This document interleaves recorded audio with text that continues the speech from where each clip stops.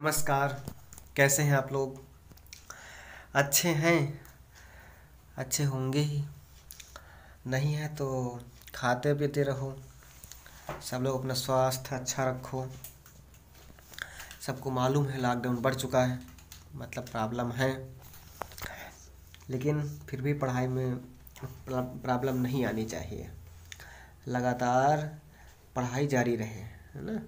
लगातार शिक्षा का काम चलता रहना चाहिए। चलिए हम चलते हैं।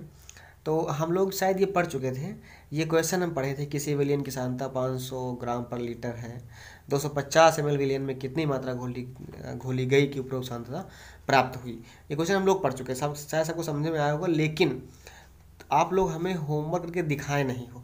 ये सवाल एक बार अपने रफ में लगाओ ताकि आप सबको एक्सरसाइज हो जाए कम से कम, है ना, तो दिक्कत ना हो बाद में फिर। चलिए हम चलते हैं। अगला था अपना टॉपिक तत्वों का अणुभार ज्ञात करना। मॉलिक्यूलर वेट कैसे निकालते हैं? Find the molecular weight of the elements. कुछ तत्वों का अणुभार, जैसे कि आपको दिया गया है यहाँ पे, हाइड्रोजन का दिया गया है, नाइट्रोजन का दिया गया है, ऑक्सीजन का दिया गया है, सल्फर का दिया गया है, क्लोरीन का दिया गया है, सोडियम का दिया गया है, कार्बन का दिया गया है ना। ऑक्सीजन ये है, नाइट्रोजन ये है, ठीक है। ये सब सबको मालूम होने चाहिए और शायद सबको मालूम होंगे भी। नहीं है तो सब लोग पता कर लो। अणुभार मतलब उनका क्रमांक होता है। एक तरफ परमाणु भार को ही अणुभार कह सकते हो आप। चलिए अब जैसे हमें निकालना है Na2CO3 का अणुभार। कैसे निकालोगे आप Na2CO3 अणुभार? आइए देखते हैं। पहले हम देखते हैं कि किसी भी यौगिक में कौन कौन से एलिमेंट हैं। जैसे कि अगर हम Na2CO3 लेंगे तो Na2CO3 में कौन कौन से एलिमेंट हैं मालूम है? चलिए देखते हैं। Na2CO3 में अपना क्या है? एक तो सोडियम है, मतलब Na है। उसके बाद कार्बन है और ऑक्सीजन है बिल्कुल है। सोडियम 2 है, कार्बन 1 है और ऑक्सीजन कितने हैं? 3 है कि नहीं है? चलिए अच्छा बताइए सोडियम का अणुभार कितना होगा? अभी आप मालूम है ना, 11Na23, 11Na 23, तो देखिए 23 होगा। ये देखो ऊपर लिखा हुआ है, तो यहाँ पे Na का मान 23 रख दिया। कितना अणुभार है? 23 है। कितने Na है देखो, कितने सोडियम है? 2, तो हमने क्या रख दिया? 2 रख दिया, प्लस, है ना, 2 रख दिया। उसके देखो फिर प्लस, बताओ कि कितने ये हैं सी कार्बन, कितने कार्बन है मालूम है? कार्बन जो है वो एक ही है। अच्छा कार्बन तो एक है। जब कार्बन एक है तो हम सिर्फ कार्बन का कितना होता है? 6 से 12, तो 12 लिखने के बाद 1 लिख देंगे, 1 से गुणा हो जाएगा। फिर प्लस प्लस देखो हाई है। ओ कितने हैं? 3 है, तो ओ का कितना होता है? 8 ओ 16, 16 हो गया। 8 परमाणु क्रमांक है, 16 परमाणु भार है, यानी अनुभार है। और कितने ओ हैं? 3 ओ हैं, 3 हमने कर दिया। अब 23 दूना 46, 12 का नम 12 और 16 48, है ना। इतना देखो आ गया। इनको जोड़ लो, कितना आ गया? 106 आ गया। 106 अपना आंसर हो गया। कर सकते हो आप लोग, निकाल सकते हो, आसान सा था। ना समझ में आया तो एक दोबारा और देख लीजिए आप। अब NH2CO NH2 किसका फार्मूला मालूम है? यूरिया का फार्मूला है। ये प्रयोगशाला में बनाया जाने वाला पहला कार्बनिक यौगिक है ये यूरिया। सबको मालूम है ना ये बात? नहीं मालूम तो जानते रहो, कंपटीशन के लिए इम्पोर्टेंट है, ठीक है। प्रयोगशाला में बनाया जाने वाला पहला कार्बनिक यौगिक यूरिया ही है, जिसमें कार्बन होता है ना। ऐसा यौगिक कौन सा है? यूरिया ही है। देखो इसमें ये कार्बन है कि नहीं है? ये कार्बन है, तो ये क्या है? पहला यौगिक है। इसका अणुभार सब लोग मालूम, सब लोग निकाल लोगे ना। देखो N का 14, 7 N 14 होता है, 14 है। N 1 है। अब देखो उसके बाद जो ये हाइड्रोजन कितने हैं? हाइड्रोजन कितने हैं? 1 है व 2 हैं, तो हमने 2 लिख दिया हाइड्रोजन, और 1 होता है परमाणु क्रमांक, तो हमने क्या लिख दिया, 1 लिख दिया इसका। प्लस कार्बन कितना होता है, 12, 12 लिख दिया, 1 है कार्बन तो 1 लिख दिया। प्लस O कितने हैं, 1 है, 16 का नाम 16। प्लस N कितना होता है, 14, देखो N कितना है यहाँ 14 है, 1 तो 1। प्लस हाइड्रोजन कितने हैं, 2 है, 2 गुणे 1 लिख दिया हमने, ठीक है ना। अब बस इसे कैलकुलेट करना है। 14 1 जा 14, 2 1 जा 2, 12 1 जा 12, प्लस 16 1 जा 16, प्लस 14 1 जा 14, प्लस 2 1 जा 2, 14 to 16, 16 और प्लस 12, 16 to 18, 18 10, 28, 28, 28, 28 और 2 30, 30, 30 10, 40, 40, 40 और 10 50, 50, 50, 6 4 10, 60, 60 आ गया। 14 तो 16, 16 12 28, 28 तो 30, 30 और 16 14 कितना हुआ, 30, 30 30 60, 60 आ गया, ठीक है ना। अब बस आप C2H5OH का निकालोगे, क्या है, एथिल अल्कोहल है, इसका आप निकाल लोगे, ठीक है। अब बस हम आगे चलते हैं, इसका 46 आएगा, आप निकालोगे, निकाल के हमें दिखाओगे, ठीक है।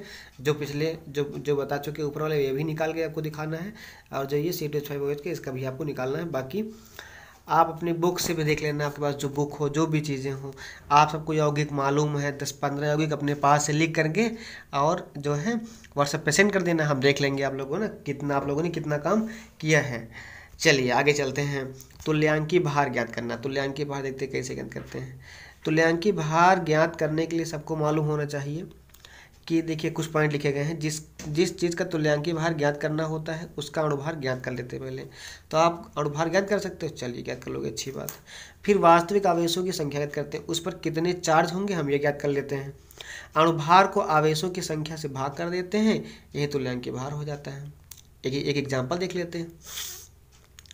H2SO4 तुल्यांकी भार कैसे ज्ञात करेंगे। पहले तो अब बताओ H का अणुभार कितना होगा, 1 होता है, 2 H है, 2 से गुणा कर देंगे, प्लस S कितना हो, सल्फर 32 होता है, क्रमांक 16 होता है और अणुभार 32 होता है, तो 32 हो गया। प्लस 4 कितना, ये O कितना होता है, 16 होता है, 4 O है तो 4 से गुणा 16 तो 64, मिला कितना आएगा, 98 आ जाएगा।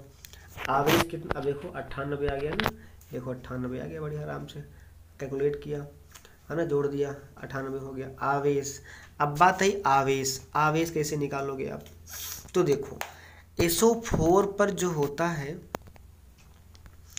SO4 पर मालूम है, SO4 पर 2 माइनस होते हैं, कितने होते हैं, SO4 पर 2 माइनस होते हैं। तो SO4 पे जो आप करोगे, SO4 पे 2 माइनस तो निकाल ही लोगे, सबको मालूम है, कोई नई बात नहीं है, ठीक है। तो SO4 पे आप 2 माइनस निकालोगे, 2 माइनस हो ही गए। इसका मतलब H पे कितना, 1 H पे 1 प्लस, 2 H पे 2 प्लस हो गए, तो 2 प्लस हो गए, 2 माइनस हो गए।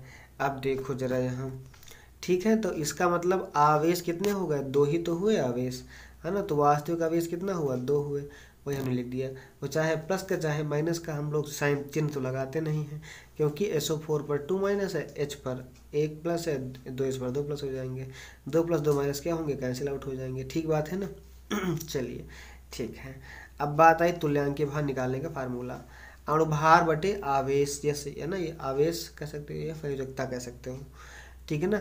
अब तुल्यांकी भार, तुल्यांकी अणुभार कितना देखो कितना, 98 आया, कितना आया, 98 आया। आवेश कितना आया, 2 आया।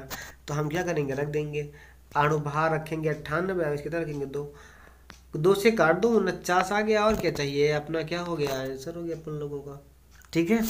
ये अपना आंसर होगा, सबको शायद समझ में आ ही गया होगा, नहीं आया तो आप बताइएगा हमें, फिर से हम समझाएंगे। NaCl का आप निकाल लोगे, देखो Na पर 1 प्लस होता है, क्यों, क्योंकि Na का जो विन्यास होगा, सब लोगों को सोडियम का विन्यास मालूम है। सोडियम कितना है, 2 23 है, 2 8 10 हो गया, 8 18, 2 8 18, 2 सॉरी 11 होता है ना, सॉरी 11 होता है, तो 2 कामा ना, 2 हुआ कामा 8 10 कामा 1, यानी किसी भी अगर तत्व के इलेक्ट्रॉन, किसी तत्व के इलेक्ट्रॉनिक विन्यास में अगर बाहरी कक्षा में 1 इलेक्ट्रॉन है, तो वो तत्व अपना इलेक्ट्रॉन त्याग सकता है। 1 है, 2 है, 3 है, 4 है, तब तक इलेक्ट्रॉन त्याग सकता है। अगर 4 से अधिक हो गए तो फिर इलेक्ट्रॉन त्यागेगा नहीं, इलेक्ट्रॉन लेगा फिर वो। ठीक है, तो यहाँ पे एक है तो मतलब एक इलेक्ट्रॉन दे सकता था इसके ऊपर। अच्छा, जो देता है उस पर प्लस होता है, तो इसका मतलब क्या होगा, इस पर जो आवेश होगा वो एक का क्या होगा, प्लस होगा। अच्छा, इसी तरह Cl का माइनस होता है, क्योंकि Cl क्या होता है, 17 होता है ना। देखो Cl का 17 होता है, मतलब 2 8 7 हुआ, और ये एक ले लेगा, एक लेके अपना अष्टक 8 यहाँ पूरा कर लेगा। ठीक है, तो इसका मतलब इस पर माइनस होगा, तो प्लस माइनस दोनों पर होने के बाद बढ़िया ये कट जाएगा ना। इसका मतलब ये हुआ कि आवेश कितना होगा, 1 होगा। अणुभार कितना हुआ, देखो Na का 23 हुआ, क्लोरीन कितना होता, 35.5 होता, दोनों को जोड़ो 58.5 आ गया। अब तुल्यांक भार निकालना, क्या अणुभार बटे आवेश, अणुभार कितना आया 58.5, एक मीटर आ गया, आवेश तो एक ही था, भाग करोगे 58.5 ही आ जाएगा, बस हो गया, आंसर हो गया। अब बात आती है अपनी नॉर्मलता की। सब लोगों को मालूम है नॉर्मलता, नहीं मालूम है तो आओ पढ़ लेते फिर। कैसे, जैसे नॉर्मल तो देखिए क्या क्या होती है, किसी विलयन के एकांक लीटर में उपस्थित ग्राम तुल्यांकों की संख्या को नॉर्मलता कहते हैं। मतलब अगर कोई विलयन है तो उस विलयन के 1 लीटर में, अगर वो विलयन 1 लीटर है तो उसमें ग्राम तुल्यांकों की संख्या, जितने भी ग्राम तुल्यांक होंगे किसी विलयन के 1 लीटर आयतन में, ग्राम तुल्यांकों की जो संख्या होगी उसे हम क्या कहेंगे, उस विलयन की नॉर्मलता कहेंगे। इसे क्या लिखते हैं, कैपिटल N से प्रदर्शित करते हैं। ठीक है, तो देखो N बराबर क्या होता है, तुल्यांक बटे आयतन लीटर में, और तुल्यांक की भार जिसे बोलते हैं तुल्यांक, तो W/E, ई क्या संयोजकता है, तो W/E इंटू आयतन क्या हुआ लीटर में, V हो गया। ठीक है, तो अब तो देखो इसका जो मात्रक हुआ क्या हुआ, तुल्यांक प्रति लीटर, यानी इसका ये इतना जो हुआ, ये जो मात्रक हुआ ये क्या हुआ, इतने का मात्रक क्या हुआ, तुल्यांक हुआ, और आयतन क्या है, लीटर है, तो तुल्यांक प्रति लीटर आ गया इसका मात्रक। समझ में आ गई बात। तो परिभाषा आप लिख सकते हो, ठीक है ना, किसी विलयन के एकांक लीटर में कह सकते, 1 लीटर में उपस्थित एकांक का मतलब हुआ प्रति एकांक, बटे में एकांक, अन्य आयतन बटे में होगा। ठीक है, तो किसी विलयन की प्रति एकांक आयतन में, प्रति 1 लीटर आयतन में उपस्थित ग्राम तुल्यांकों की संख्या को नॉर्मलता कहते हैं। चलिए आगे चलते हैं। अब बात फार्मूला ये हो ही गया, इस पर जो डिपेंड क्वेश्चन हम आगे लगवाएंगे। आगे बात आई नॉर्मल विलयन की। नॉर्मल विलयन क्या होता है, जिसकी नॉर्मलता 1 होती है उसे हम क्या कहते हैं, नॉर्मल विलयन कहते हैं। बोलो क्या कहते हैं, नॉर्मल विलयन कहते हैं। ठीक है, इसे N से प्रदर्शित करते हैं, जिसकी नॉर्मलता 1 हो उसे नॉर्मल विलयन की, सिंपल सी परिभाषा रही ना, डेफिनेशन, जिसकी नॉर्मलता 1 हो उसे नॉर्मल विलयन कहते हैं। और सेमी नॉर्मल, सेमी मीन्स आधा होता है, क्या होता है, आधा होता है, तो जिसकी नॉर्मलता क्या हो, आधी हो, आधी मतलब 0.5 हो, या उसे 1/2 भी कह सकते हो। जिस विलयन की नॉर्मलता 1/2 या 0.5 हो उसे क्या बोलते हैं, सेमी नॉर्मल विलयन कहते हैं। इसे N/2 से प्रदर्शित करते हैं। अब जैसे हम एक क्वेश्चन की बात करें, सब लोगों को क्वेश्चन, टाइम ज़्यादा हो रहा है लेकिन फिर भी ये क्वेश्चन हो जाएगा। किसी विलयन के 250 ml में 15 ग्राम एसिटिक अम्ल घोला गया तो प्राप्त विलयन की नॉर्मलता ज्ञात करो। मैं क्या निकाल, नॉर्मलता। अच्छा, आयतन कितना दिया गया है मालूम है, देखो 250 ml, मतलब ये आयतन है, जो ml में दिया जाए उसमें बताया, जो ml दिया वो आयतन है, और ये 15 ग्राम मतलब W दिया गया हमको। समझ गए बात को। आओ देखते हैं, तो V आयतन 250 हुआ, इसे बनाओ लीटर में, 1000 से भाग करो। देखो हमने क्या कि 1000 से भाग भी कर दिया, यहाँ पे देखो कर दिया भाग, नहीं 1000 से भाग हुआ। अब बताओ क्या होगा, L बराबर 0 कट गया, 25 चौक 100, 1/, कितना आ गया, 4 लीटर आ गया। W भार कितना है, 15 ग्राम है, W का 15 ग्राम हो गया। अब पहले इसका तुल्यांकी भार निकालो, CH3 COO, इसका तुल्यांकी भार आप निकाल सकते हो। तुल्यांकी भार कैसे निकालोगे, सबसे पहले निकालो इस पर चार्ज कितना होगा, सबको चार्ज, पहले इसका अणुभार सब लोग निकालोगे, अणुभार निकालने के बाद इस पर चार्ज जो होगा उससे भाग कर दोगे।